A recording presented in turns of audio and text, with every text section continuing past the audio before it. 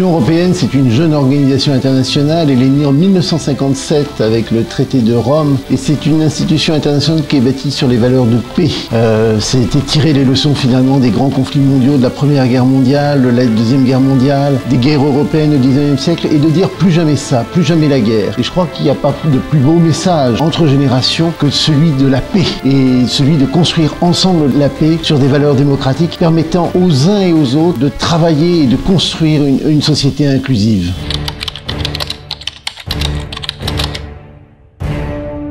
C'est un partenariat très dense. Ce sont deux grandes organisations qui ont vocation à porter la paix et les valeurs démocratiques dans les différents pays d'Europe et d'Afrique. Nous avons beaucoup de choses, beaucoup d'expériences, les uns et les autres à partager. Et donc je pense que cette force de ces deux organisations, c'est le partage. Le partage d'informations, le partage d'expériences et la construction démocratique.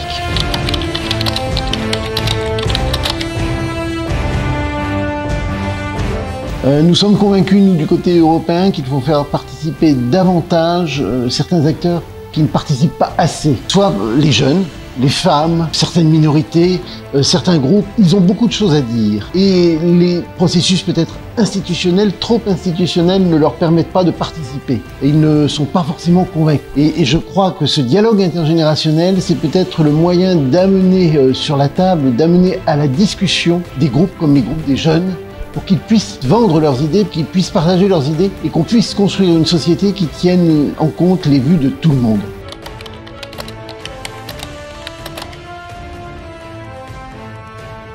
Écoutez, travaillons tous ensemble pour promouvoir ce dialogue intergénérationnel. Il est fondamental pour l'avenir de notre monde. Nous avons de nouveaux défis comme la lutte contre le changement climatique, comme la préservation de la biodiversité, comme la lutte contre la pauvreté. Et cela nécessite la mobilisation de tout le monde. Donc tous ensemble, travaillons et prenons en compte toutes nos forces pour travailler sur ces grands défis.